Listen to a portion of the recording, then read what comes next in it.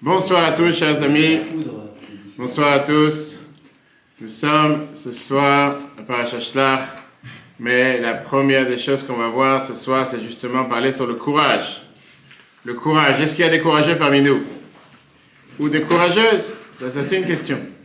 Est-ce que quelqu'un peut se dire ici courageux? Hein? Pas se dire courageux quand on n'est pas confronté à un événement qui nous oblige à être courageux. Et bien justement, ça c'est le débat que nous avons ce soir. Qu'est-ce que ça veut dire être courageux? Qu'est-ce que ça veut dire être courageux? Comme on l'a vu dans la question, est-ce que le courage c'est un déni de la peur ou la gestion de la peur? C'est la philo aujourd'hui, c'est preuve de bac. Hein? C'est vrai. On est obligé de mettre ça comme preuve de bac. La question elle est, qu'est-ce que ça veut dire être courageux?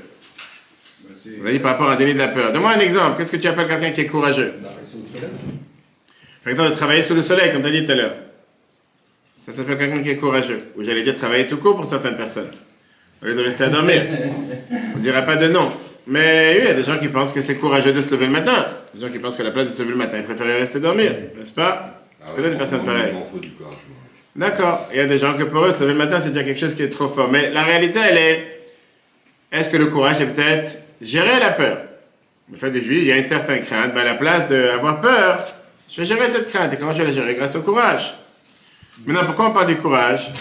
Parce que cette semaine, on s'est trouvé, il y a 3334 ans, face à une situation inédite dans l'histoire. Du fait que tu as un groupe du peuple juif qui est prêt à aller en Israël, comme Moshe avait dit depuis le départ, aller sortir d'Égypte pour pouvoir arriver en Israël. Et tu as ceux qui ne sont pas venus avec un faux témoignage. Ils sont venus avec un témoignage réel. Ils ont clairement dit ce qu'ils ont vu et c'est pour ça qu'ils ont été envoyés. Ces explorateurs pour faire un bilan, un état des lieux, pour dire exactement ce qu'ils vont voir. Mais le problème, c'est qu'ils sont venus avec leurs conclusions en disant on ne va pas réussir. C'est pas pour nous. Et ça, c'était quelque chose qui était totalement faussé. C'était totalement. Ils ont découragé les belles Israël. Alors c'est plus que découragé. On va voir tout à l'heure justement. Tu parles du courage et c'est pour ça le thème de ce soir. C'est pas seulement découragé. On a vu longuement Shabbat qu'on a commencé le système, la paracha des râleurs. 3 semaines de râlage. On a vu le guide des râleurs la semaine dernière. Pour celui qui se rappelle, on peut voir sur l'application Torah. Mais c'est passé quelque chose de gravissime du fait qu'à cause de ce qui s'est passé cette semaine, on a décrété, si on peut dire, ce jour fameux jour noir du calendrier, qui est le 9 Av, qui était ce jour-là où le peuple juif s'est mis à pleurer pour rien. Et là, Dieu il a dit, puisque vous vous êtes mis à pleurer en vain, sans aucune raison, je vais fixer ce jour en tant que jour de pleurs pour toutes les générations à venir. Si vous vous rappelez qu'on a vu la semaine dernière avec Moshe qu'il a dit, tue-moi. Là, on parle même pas de tue-moi, là, on parle du fait que ça a dégénéré dans tous les sens. Et la question, elle est, qu'est-ce qui s'est déjà passé? Qu'est-ce qui s'est déjà passé pour avoir une telle punition? Pour avoir une telle, il va dire, pas sans punition, une telle mise de côté, mise à l'écart, un tel revers. C'est avec un jour de décalage avec les élections. Et la question, elle est pourquoi? Pourquoi? Qui a manqué de courage ici? Est-ce que c'est ceux qui ont dit non, on va aller sans savoir ce qui se passe? Ou ceux qui étaient courageux, ils ont dit non, on va te dire la vérité en face? Pas, moi, ils n'ont rien fait de mal, ils ont dit la vérité, ils ont dit ce qui se passe. Qu'est-ce que le courage? D'accord? Maintenant, la question, elle est parce que c'est un des défis les plus durs qu'il y a par rapport à la terre d'Israël. Quelle est la chance de survivre en Israël? Pas seulement aujourd'hui, bien sûr, on parle depuis tous les temps. D'accord? Parce que, bien sûr, ce qui est bien pour le peuple juif, ce qui est bien pour la terre d'Israël, mais il ne faut pas oublier que la terre d'Israël n'est pas une terre comme tous les autres. La terre d'Israël est la seule terre au monde où il y a un autre partenariat sur cette terre. Et quand je dis un autre partenariat, c'est pas comme malheureusement certains aujourd'hui appellent de diviser la capitale d'Israël, de Jérusalem, qui est la capitale du peuple juif pour toutes les nations. C'est pas de ça qu'on parle. Partenariat du fait qu'on ne soit pas les seuls patrons sur la terre d'Israël. Nous sommes sur la terre d'Israël ensemble avec Hachem, exactement. Et Dieu nous a déjà prouvé à plusieurs reprises qu'il est capable de pouvoir gérer des situations de crise. Il est capable de gérer des situations difficiles. La terre d'Israël est considérée la quoi? Le palais de Dieu. C'est la terre la plus sainte sur terre. D'ailleurs, c'est pas pour rien que c'est appelé la terre sainte, le Holy Land. Artseinu Akdasha, la terre sainte dans toutes les langues. C'est la terre dans laquelle on est censé pouvoir faire en sorte de gérer, de créer cette résidence pour Dieu dans ce monde en bas, dans la terre d'Israël. Et donc, si c'est la terre avec laquelle on doit pouvoir gérer cet appartement, cette résidence pour Dieu, on voit que dans cette terre, les lois sont totalement différentes, ne sont pas les mêmes. Les solutions ne sont pas les mêmes. Et donc, au lieu de se soucier des qu'est-ce que ce sera la démographie en Israël dans 30 ans, dans 50 ans, la question qu'on doit d'abord se poser, comment nous sommes arrivés là? Comment on a survécu en Israël les derniers 70 ans, 80 ans? Première question qu'on doit se demander. Alors qu'on sait très bien qu'au début, quand le peuple juif est retourné en Israël, en 1948, il y avait peut-être 600 000 juifs, 500 000 juifs sur place, entourés de centaines de millions de pas forcément nos amis. Et c'était vraiment un problème démographique beaucoup plus dur qu'aujourd'hui. Est-ce qu'il y a encore un pays sur Terre qui a reçu des milliers de roquettes depuis des dizaines d'années et qui est toujours la plus forte au niveau armée, au niveau sécurité, au niveau aussi économique? Alors bien sûr que ça c'est grâce à la bénédiction divine, que Dieu protège la terre d'Israël, bien sûr, en donnant la protection, la bénédiction à nos chers soldats, que Dieu les bénisse et fasse qu'ils puissent toujours entrer en paix et en bonne santé. Comme la mission Solidarité Israël que nous, le Batrabat Saneman, on organise chaque année. D'ailleurs, le seul Batrabat au monde à le faire. Mais, on va voir aujourd'hui, qu'est-ce que ça veut dire avoir du courage? Courage n'est pas seulement de repousser la peur. C'est pas seulement de voiler sa face à un danger, ou de faire croire que le danger n'existe pas. Mais c'est de comprendre que nous sommes beaucoup plus grands que nos peurs. On peut gérer la peur. Combien les dangers sont grands, on a beaucoup plus de force que qu'est-ce qu'on s'imagine. Alors c'est vrai que parfois un mouton est faible face à 70 loups, mais le berger il est puissant. Tout dépend de quel berger tu as. Le monde est géré par Dieu, et Dieu il a promis d'aider tout celui qui fera les choses correctement. Alors c'est pour ça qu'aujourd'hui le débat c'est sur de quoi est fait le courage. Pourquoi les gens courageux n'ont pas peur? Tu vois ce que tu as fait de courageux dans ta vie? Tu n'attendais pas à cette question. Qu'est-ce que tu fais de courageux tous les jours? Sortir du lit? Ok. Je fais les questions et les réponses. Qu'est-ce que ça veut dire? Comment ça se fait? Parfois, courageux, ça peut être pour une personne qui aime les défis. Quelqu'un qui aime les défis ou quelqu'un qui aime, tu sais quoi? Le danger. Je vais sauter du pont, dans la Seine. Je vais sauter de je sais pas où. Je vais faire les plus grandes folies sur Terre. Je vais montrer que je suis courageux face à tout le monde. Tu sais même pas ce qui va t'arriver en bas. Mais peu importe, tu sais. Je vais sauter, je vais faire les gens qui aiment prendre des dangers, prendre des risques. Ou bien, parfois, tu as des gens qui n'aiment pas se considérer face à la vie comme avec quelque chose de sérieux. Tu as ça avec beaucoup de jeunes qui, parfois, ils vont grimper sur des montagnes, faire des randonnées. Ou parfois, ils vont te faire un selfie sur le pic de la montagne. Pas à 10 mètres, à 5 mètres, sur le rebord. Ah, tous les jours, tu entends des gens qui, à cause de ça, ils sont tombés, ils sont morts, ils se sont aidés. Peu importe. Au moins, j'ai eu ce selfie. Tu vois, au moins, j'étais le seul au monde à avoir. Ça, des gens pareils. Des fois, tu as ça s'appelle pour eux du courage. Ouais, c'est de la conscience. Ouais. Ça, c'est de l'inconscience. Ouais, c'est de la vécu. Je pense que c'est de la conscience, d'accord. Mais non. Des fois, un courage, c'est face à la tâche que tu dois mener. Tu as une tâche importante à mener, c'est beaucoup plus importante que la peur. Des soldats qui vont à l'armée, combien ils veulent aussi vivre, et combien aussi ils ont cette crainte de pouvoir recevoir un missile ou une roquette ou une bombe sur la tête, ils comprennent qu'ils n'ont pas le choix et que l'alternative est plus pire. On voit aujourd'hui avec l'Ukraine, par exemple, combien de soldats sont prêts à se battre pour leur pays, en sachant que pas forcément ils vont revenir vivants, mais ils n'ont pas le choix, c'est que si on ne se bat pas, on va être envahi par un ennemi. Et donc, première manière dont tu parles de courage, c'est de se cacher face à la peur, faire comme si la peur n'existe pas. Le deuxième point, c'est de repousser la peur, de nier la peur. D'accord? C'est pas qu'elle n'existe pas, elle existe, mais je la repousse. Le premier, c'est de faire comme s'il n'y avait pas de peur. On va tout de suite voir. Mais on a un troisième sorte de courage. De ne pas avoir peur de la peur. Qui veut dire, combien la situation elle est stressante, on sait qu'on est prêt à cette situation et on sait qu'on a les forces d'y faire face. C'est pas pour rien que les mots en hébreu qui veut dire courage, ometz, c'est presque les mêmes lettres que le mot emuna, la foi. Pas confondre avec la mimouna, cher ami. Pourquoi? Parce que le ometz, le courage, c'est de développer cette foi dans les forces que Dieu nous a données et savoir que Dieu ne te donne pas une épreuve que tu ne peux pas surmonter. Si Dieu t'a dit que tu peux travailler sous le soleil et construire un meuble pendant 20 heures, ça a donné les forces pour le faire. Et la preuve, c'est que tu es là parmi nous. Pour comprendre ça, on va poser la question que le Rambam Nachmanide nous pose sur la paracha de cette semaine, qu'on ne peut pas ne pas y faire face. Où était l'erreur des explorateurs? Ils n'ont pas menti. Ce pas des menteurs. Il n'y a pas un mot qu'ils ont dit comme mensonge. Ils ont raconté ce qu'ils ont vu. Ils ont été défaitistes. Peut-être. Voilà. Peut-être. Et avant les élections, qu'est-ce qu'on t'a dit? Un certain monsieur t'a dit sur un tarmac, si vous ne votez pas pour moi, on va savoir ce qui va tomber, on va savoir ce qui va arriver. Tu as beaucoup de gens qui sont dans cette... Ça arrive qu'on peut prendre. D'accord. Mais non, ils n'ont pas menti, ils ont vu, ils ont fait, on va dire, ils ont analysé la situation stratégique qui se passait devant eux. Et face à cette situation, ils ont dit, voilà, la terre, elle est entourée de murailles. On ne peut pas pénétrer à l'intérieur. Ceux qui habitent à l'intérieur, ce sont tous des géants. Et au final, nous sommes comme des sauterelles. Les fruits, rien que pour manger une grappe, il faut 10 ans. Je sais pas, une grenade, il faut être 2 à la portée. Imagine-toi que tu reviens d'un pays, tu es parti en touriste, tu es parti à Bali, et tu reviens, tu nous ramènes des grenades. Ils font, je sais pas, ça fait 100 kilos. Je peux pas dire que c'est un pays bizarre. L'image qui est illustrée à chaque fois, on voit exact. Non, mais c'est ce que la Torah te dit, que tu avais 2 explorateurs qui portaient un fruit. Exactement.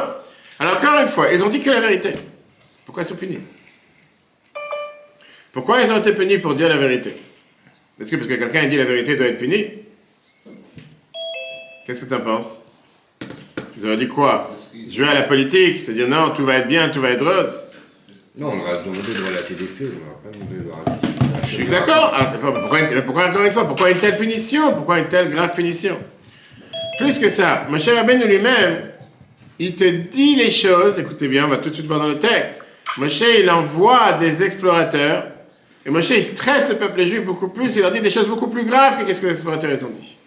Et lui, il n'a pas été puni. Tout on va voir.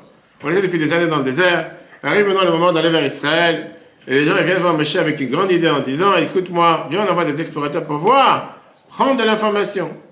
Envoyer des agents du Mossad, des agents du FBI, savoir ce qui se passe, pour pouvoir voir où est le point faible de l'ennemi, pour pouvoir entrer en Israël comme il faut. On ne connaît pas cette heure.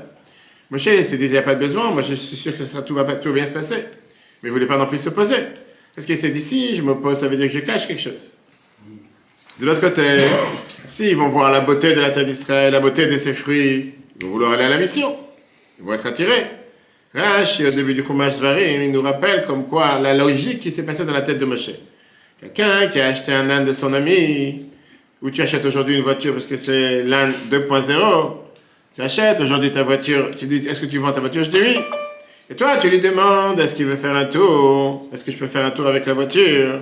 Pour pouvoir savoir qu'est-ce que j'ai dans la main. Si tu lui permets de faire un tour, il va dire, il avait l'air ricagéen. Tu dis, non, t'as pas le droit de faire un tour. Tu veux l'acheter, d'abord tu payes, après tu peux faire un tour.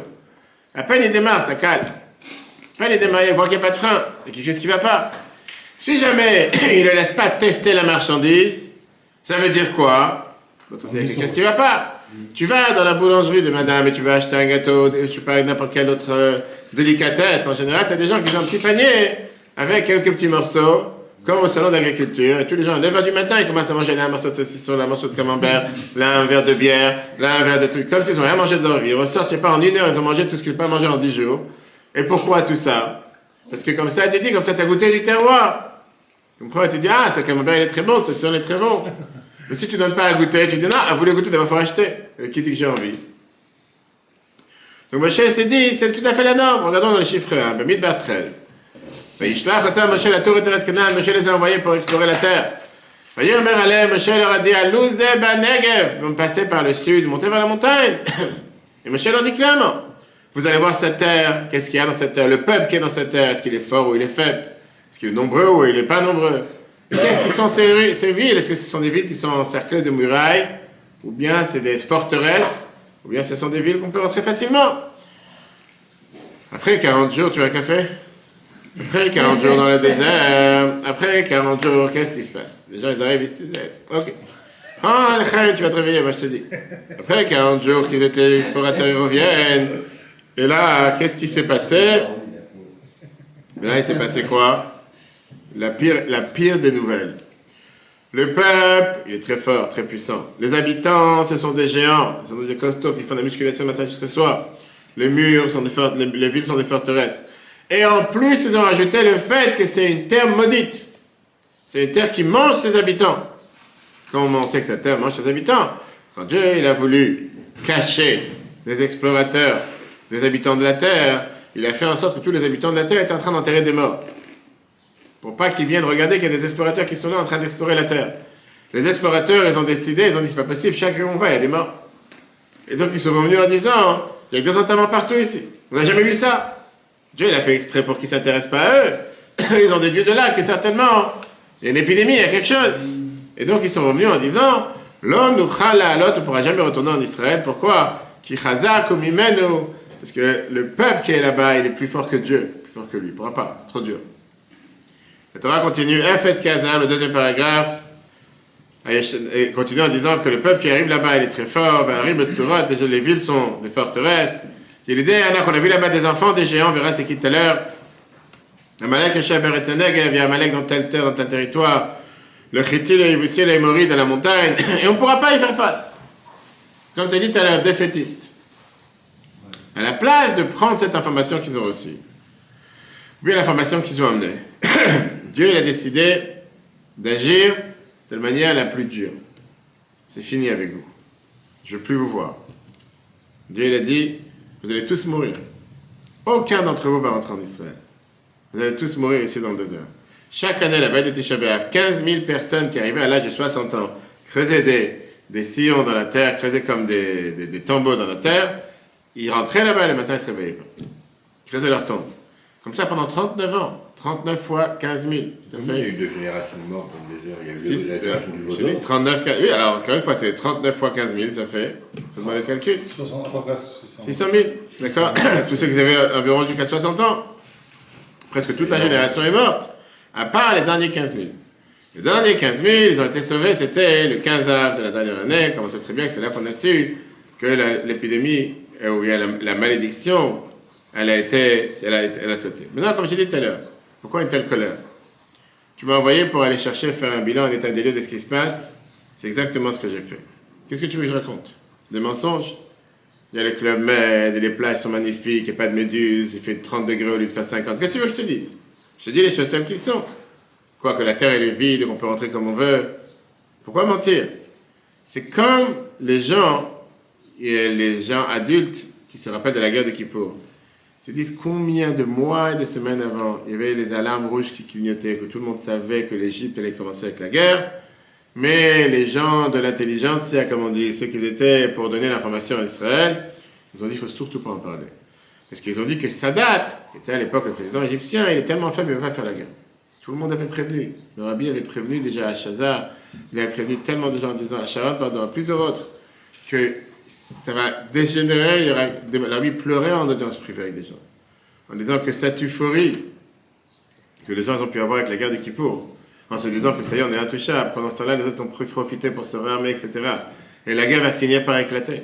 Faites attention. Surtout, les gens se disaient, mais il ne va même pas commencer avec nous, on a la supériorité avec l'armée de l'air, on est tellement fort, il ne va pas se passer. Il y avait à l'époque un espion, un agent égyptien qui s'appelait Marwan Ashraf, que lui, c'était un espion dans le fin fond de ce qu'on appelle le pays égyptien.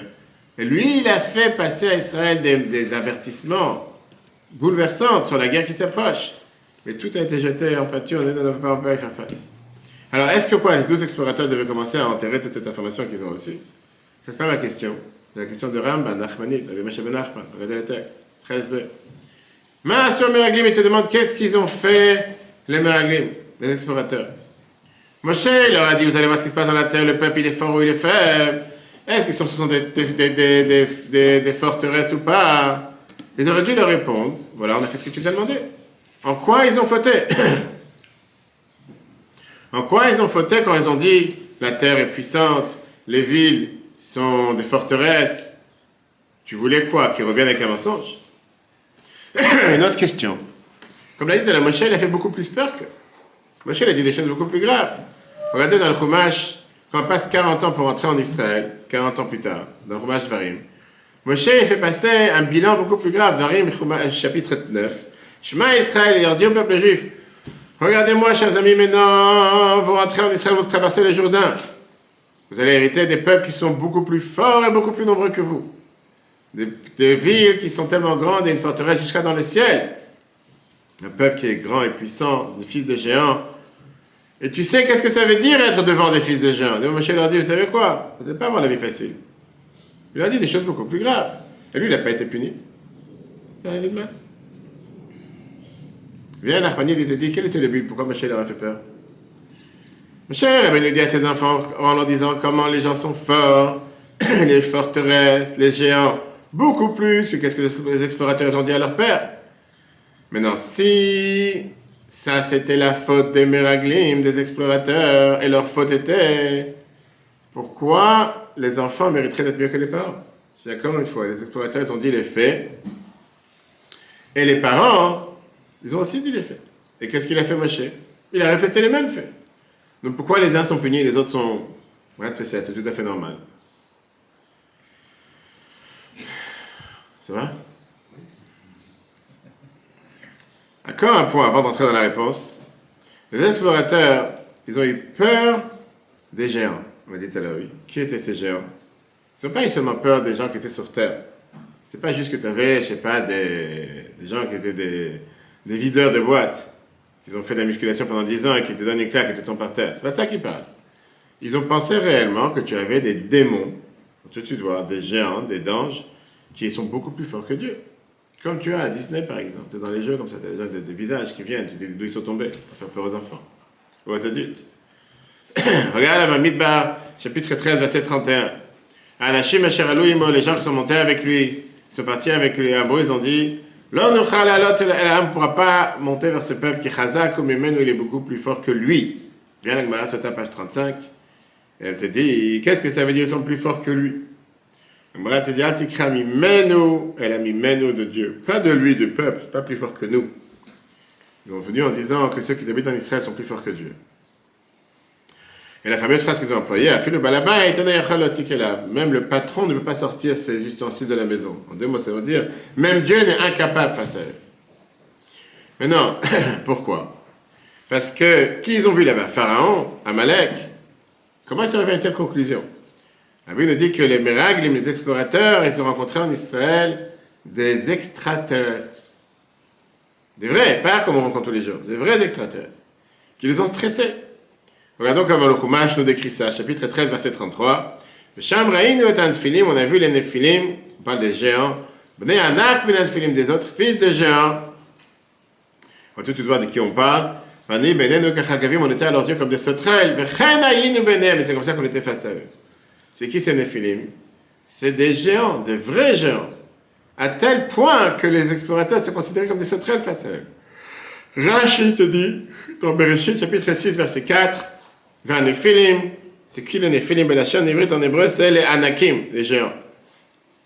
La Torah te dit que les explorateurs ont rencontré à Hebron les enfants des géants Achiman, Sheshai et Talmaï.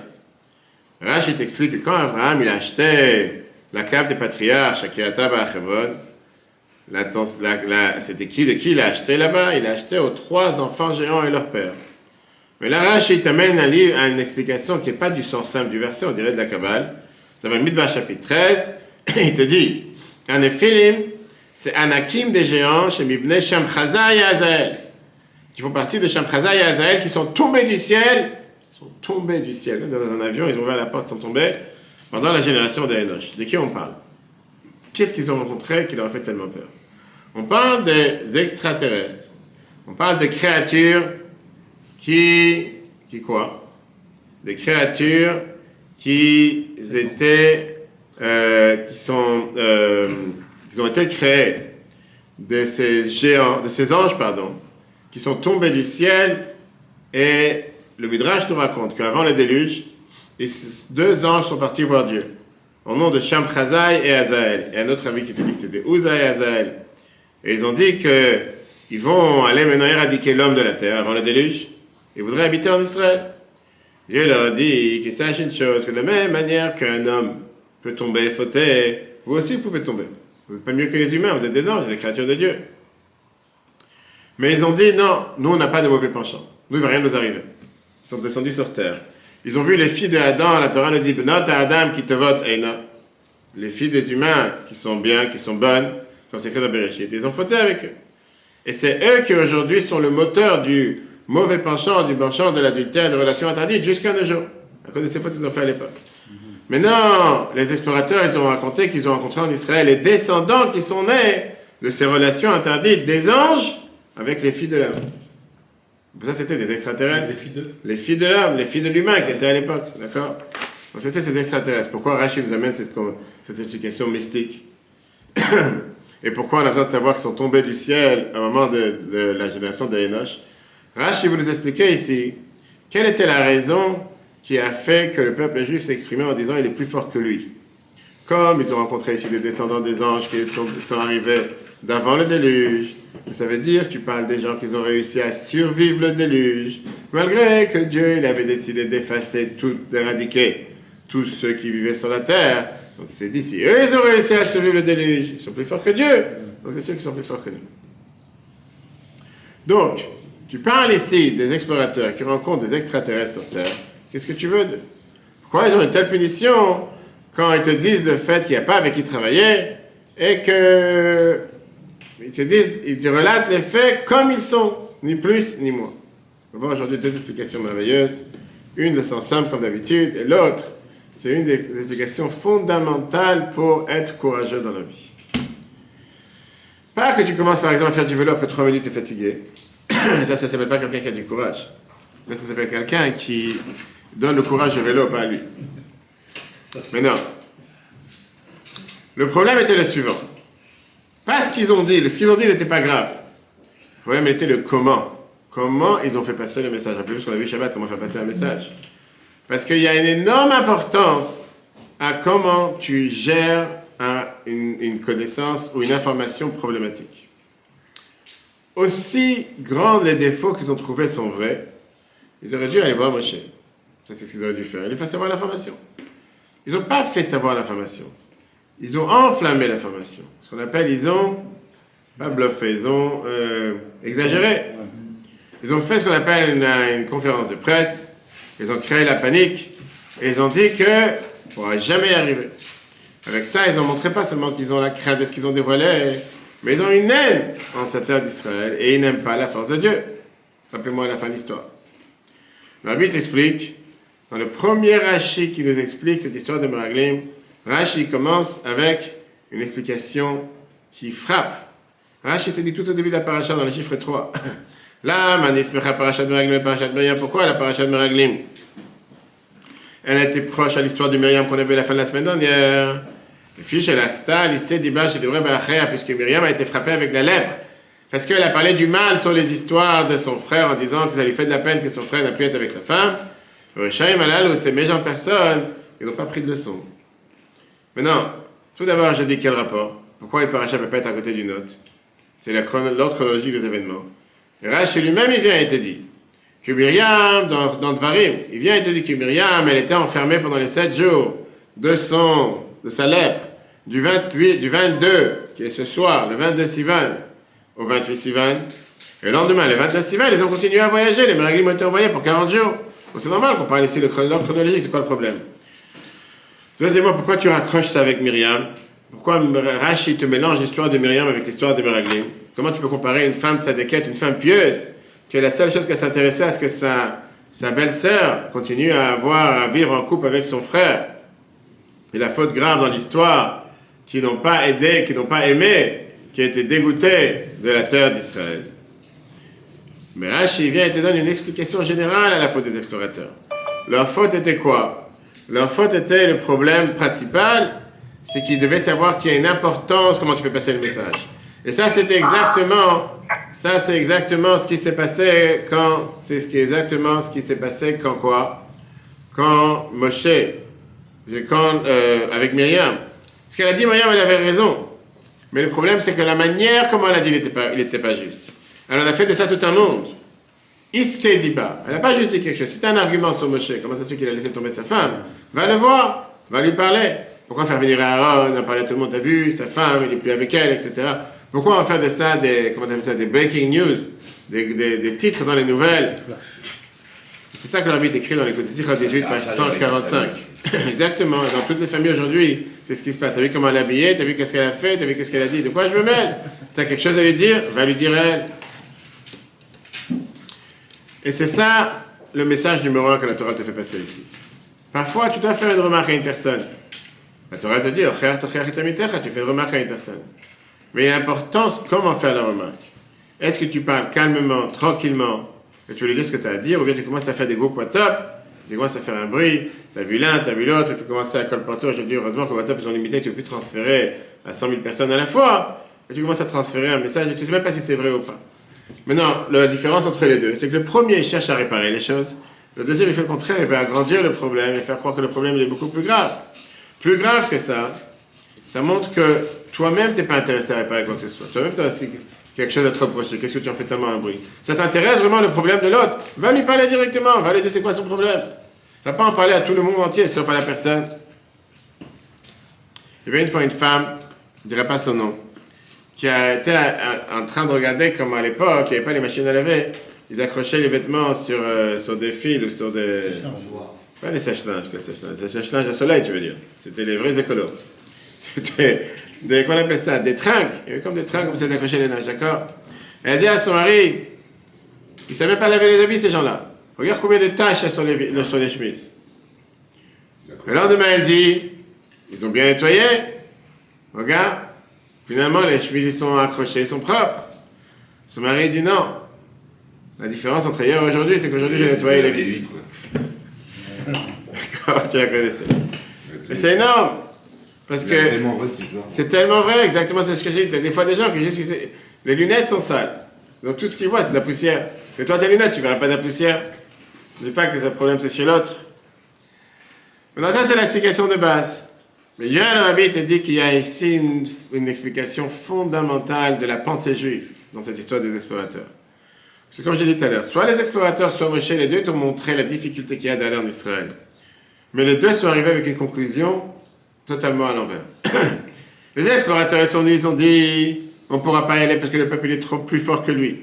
Moshe, il a dit, tu sauras que Dieu, il passe devant toi, il va les exterminer, il va les rabaisser devant toi, tu vas hériter la terre, comme Dieu t'a promis.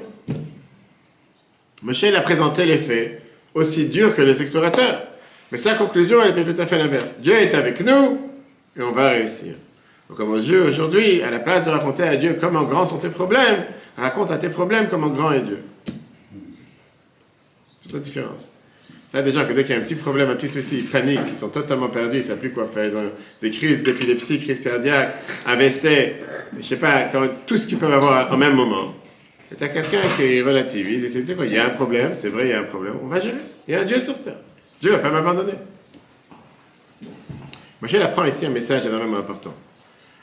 Le courage, être courageux, c'est pas de nier le problème, ni de repousser le problème. C'est de faire face au problème et de dealer avec le problème. Pas les dealers que tu connais. Dealer avec le problème. Qui veut dire, oui, on a affaire avec des difficultés qui sont parfois plus grandes que nous. Naturellement parlant, on ne pourra pas y faire face. Parce que toutes ces nations qui sont autour de nous ne nous aiment pas. Mais ici, c'est différent. Il y a un Dieu qui gère cet endroit. Et donc, automatiquement, puisque c'est un territoire qui n'est pas un territoire normal, qui est géré par Dieu lui-même, automatiquement, les lois ici sont différentes. C'est vrai que quand tu regardes, en général, les rois, comment ils créent leur palais, en général, ils vont mettre toujours au centre de la capitale, qui vient propager leur force. En plus, je t'avais dit, une fois que j'étais au Maroc, Rosh Hashiva, je crois que c'était en 97, on m'avait montré comment dans chaque ville où tu arrivais, il y avait presque dans les grandes villes un palais pour le roi. Au cas où il atterrit là-bas une fois en 10 ans, il a son palais. C'est pas qu'il est là-bas tous les jours. Un palais, tu sais, chaque fois que je suis allé dans les rues, tu voyais une maison qui était hors norme, peut-être c'est le palais du roi, on va savoir quelque chose qui ressort du commun. D'accord? Maintenant, pour montrer la grandeur du roi. Et donc, le fait que les gens ils savent qu'il y a un roi, etc., ça donne de la puissance. Mais quand tu vas dans la capitale, tu ressens tout de suite. Là, c'est la capitale du roi où le roi il habite. Il sent qu'ils font partie de cet grand empire, etc. Israël, c'est le palais de Dieu. Si dans le monde entier, on doit faire confiance à Dieu, en Israël, on voyait Dieu. Au temps du Beth Amikdash, le feu qui tombe du ciel, personne disait que c'était trop petit pour pouvoir se prosterner. Bref, tous les miracles, il n'y avait pas de mouche dans l'abattoir, tous les autres miracles, on l'a toujours vu. Mais jusqu'à nos jours, comment Dieu il gère cet endroit à chaque instant. Mais il se cache derrière des êtres humains terrestres, une armée terrestre, que Dieu l'a béni et la protège à chaque instant. Mais parfois, on a tendance à oublier que c'est mes propres forces, c'est pas Dieu qui gère cet endroit. Ça, c'est ce que le Rambam nous dit dans la fin de Rosh Hashanah. Et on voit très bien que la sainteté qu'il y a en Israël dans plusieurs domaines, soit dans le climat pur qui demande un service de Dieu particulier. Vous avez raconté Shabbat que je parlais avec quelqu'un cette semaine sur les mitzvot qui dépendent de la terre elle est bénie avec certains mitzvot qu'on doit faire. Soit le lien profond qu'il y a entre le peuple juif et la terre d'Israël, qu'il n'y a aucune manière naturelle de pouvoir l'expliquer. Il n'y a aucun peuple dans l'histoire qui a abandonné sa terre parce qu'il n'a pas pu vivre là-bas pendant des centaines d'années et qui est revenu après revivre à l'intérieur.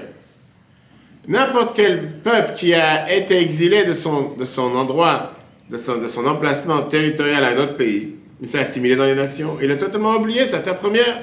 Le peuple juif est le seul qui est revenu dans sa terre et qui l'a recréé chaque jour, redécouvre chaque encore une fois, des notions et des lieux et des endroits qui, dans les fouilles archéologiques, ils étaient il y a 1500 ans, il y a 2000 ans, il y a 3000 ans. Soit la manière de se promener ou la manière de gérer ou de vivre en Israël ne peut pas être expliquée de manière naturelle.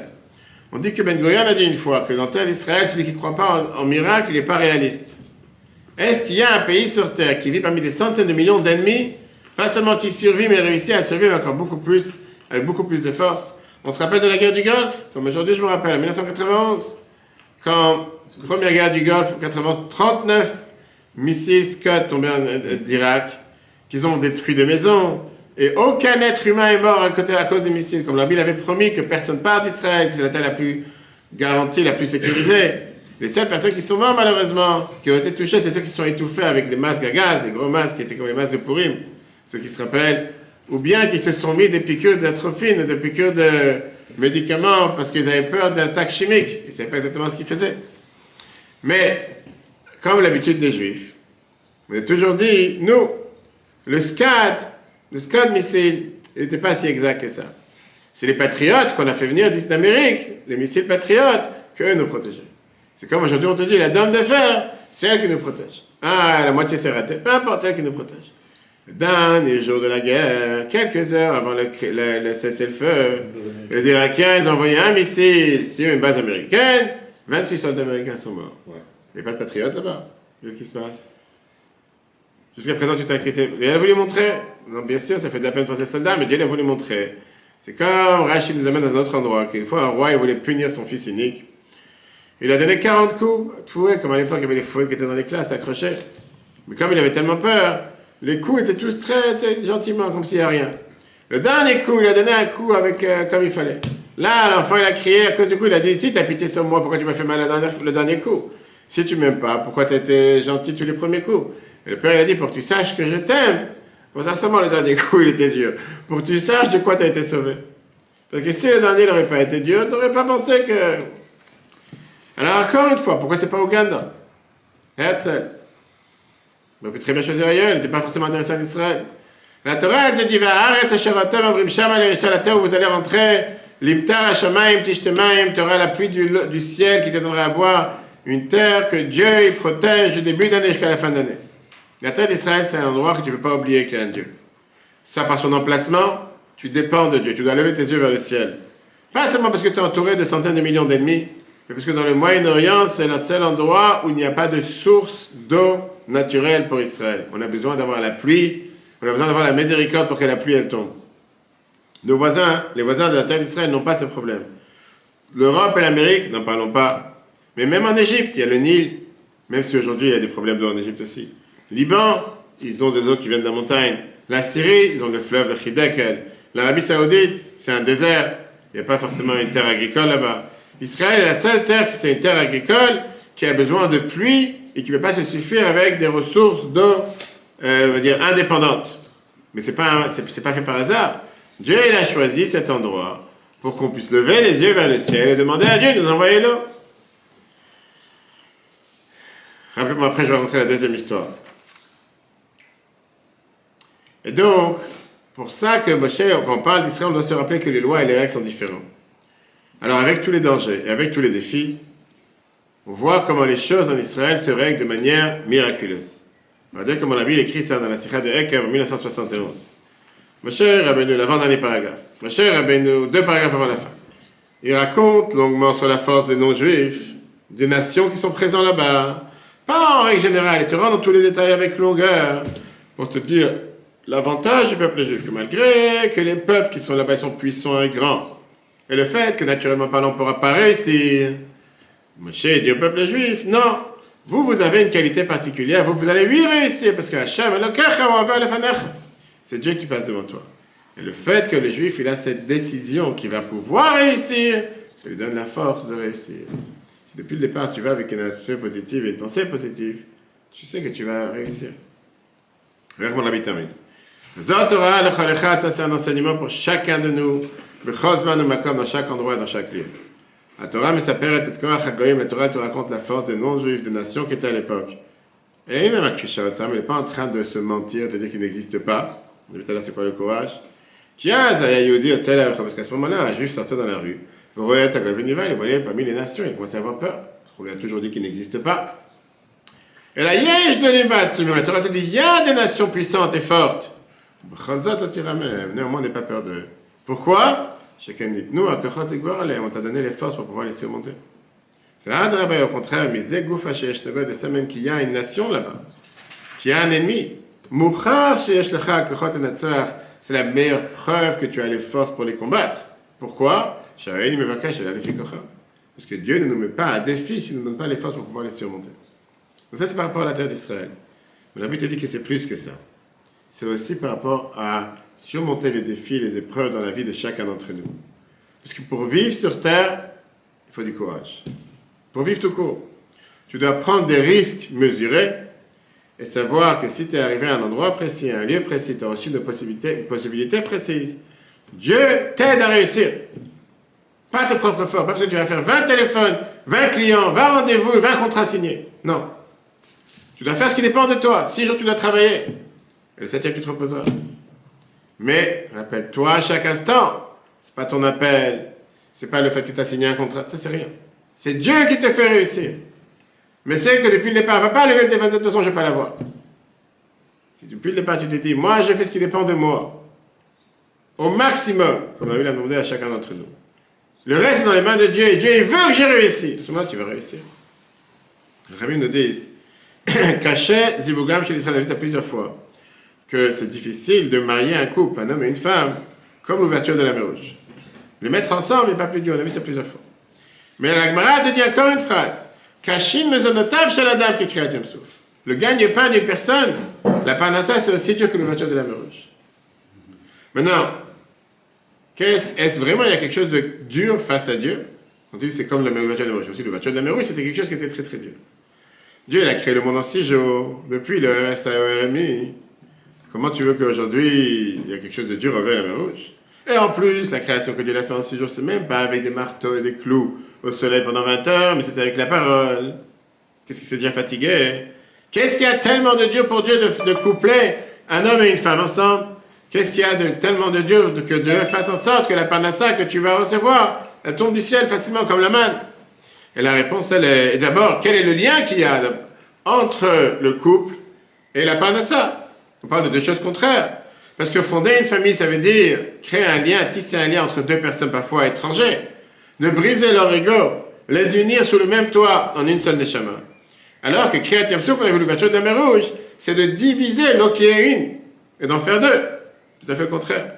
Regardez comment la Bible écrit ça dans les God Kodesh, le volume 8, page 276, dans les paragraphes. Pourquoi on a dit cacher les affaires qui créent un Souf? Pourquoi on compare ça à l'ouverture de la mer Rouge? De quelle manière c'est ouvert la mer? Dafka aledek fitzati shiudi le tochayam, par ça qu'un juif a sauté dans la mer. Blichaj benot yeterim, sans faire des calculs.